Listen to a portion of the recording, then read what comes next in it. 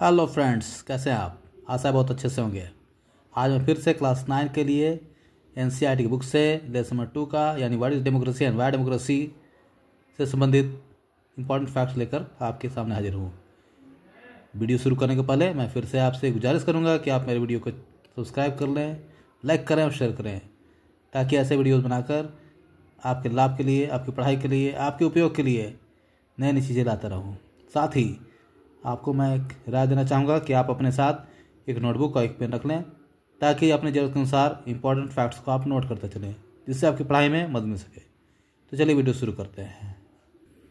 इस वीडियो में हम लोग बात करेंगे फीचर्स ऑफ डेमोक्रेसी के बारे में, यानी डेमोक्रेसी विशेषताएँ क्या हैं। तो डेमोक्रेसी की कई विशेषताएँ हैं, लेकिन उसमें मेन 4 फीचर्स आते हैं, यानी there are basically 4 main features of democracy. Let us see. The first feature is the rulers, second is election, third is the people, and fourth is form of government. Let me explain one by one every points. First is the rulers. Who are the rulers? The rulers are those group of people who rule over us. शासक कौन है? तो शासक वैसे समूह के लोग हैं जो लोगों पर शासन करते हैं।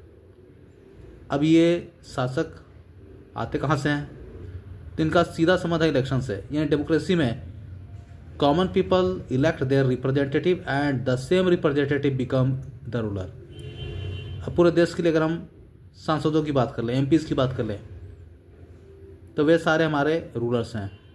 उसी तरह से किसी स्टेट के लिए स्टेट असेंबलीज से चुनकर आने वाले लोग हैं, हाँ, यानी एमएलएज, यानी member of the legislative assembly. So rulers are elected by the common people, means only common people, means the seniors, the citizens, not the senior citizen only, but also citizens whose age is regarding 18+। 18 साल की उम्र जितने भारतीय नागरिकों की है, वे अपने rulers को इलेक्ट करते हैं। तो पहला फीचर ये है। दूसरा इलेक्शन। अब इलेक्शन क्या है? तो इलेक्ट से बना इलेक्शन। इलेक्ट मतलब होता है चुनना, इलेक्शन मतलब चुनाव। आप न्यूज़ देखते होंगे या पेपर पढ़ते होंगे तो आपको पता चलता होगा कि किसी खास राज्य में या पूरे देश में इलेक्शंस हुए या होते हैं। यानी पंचायत लेवल से लेकर के नगर निगम और फिर स्टेट और अंत में पार्लियामेंट का चुनाव होता है। चुनाव तो राष्ट्रपति के लिए भी होते हैं, उपराष्ट्रपति के लिए भी होते हैं, लेकिन जो डायरेक्ट वे में जो चुनाव होते हैं, यानी एमपीज़ और एमएलएस का, उसमें कॉमन पीपल भाग लेते हैं। So what is election? तो election is a constitutional process through which common people elect their representatives.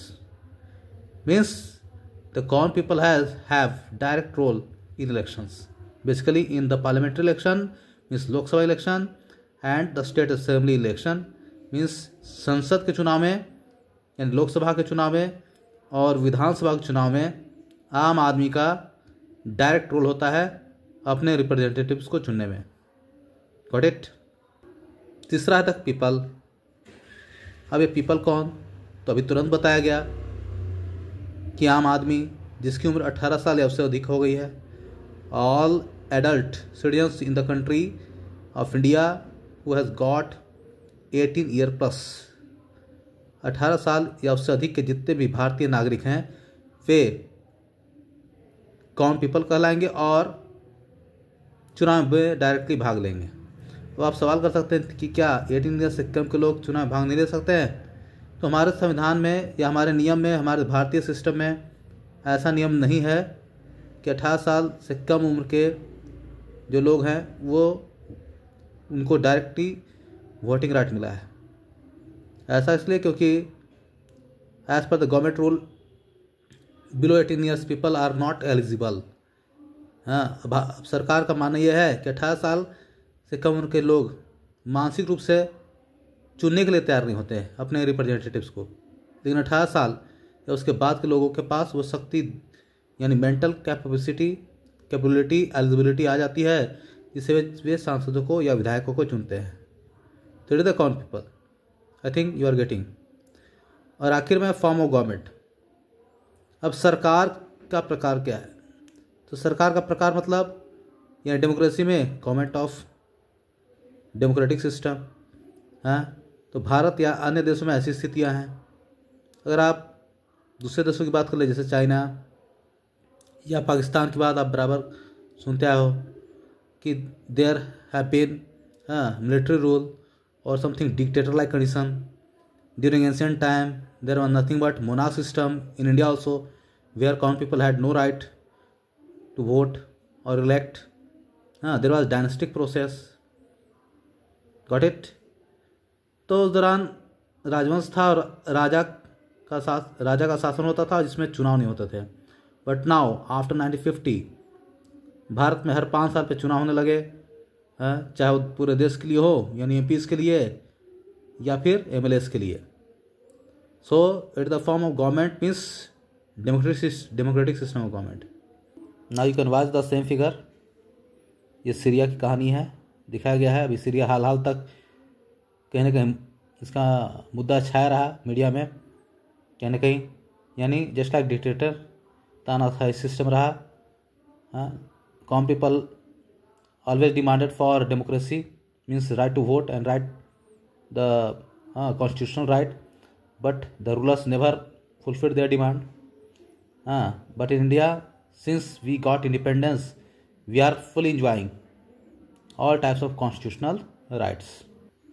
अगला इसमें बताने का प्रयास किया गया है कि major decisions by elected leaders.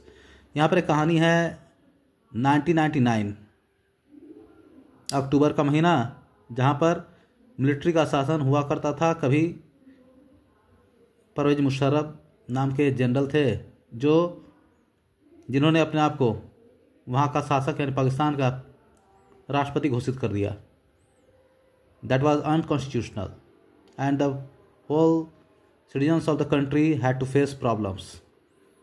आज भी वहाँ के लोग उस दौरान के सिस्टम के बारे में जान करके, सुन करके, सोच करके कहीं ना कहीं सिर उठते हैं कि कैसा शासन था उस दौरान। यानी the rulers himself declared as the topmost leadership of the country. That was fully unconstitutional. उसी तरह से चीन में भी आप जानते हैं कि वहाँ के जो शासक रहे हैं उन्होंने अपनी मनमानी की है बराबर, जिसके चलते वहाँ के लोगों को उस परेशानी को सामना करना पड़ता है। आज भी कई ऐसे देश है जहाँ पर कॉन्स्टिट्यूशन नहीं है and the leaders, the rulers, the monarch just play negative role there. But India, as we know that there have been always a good democracy. Yes, of course there are so many demerits also. We will talk later.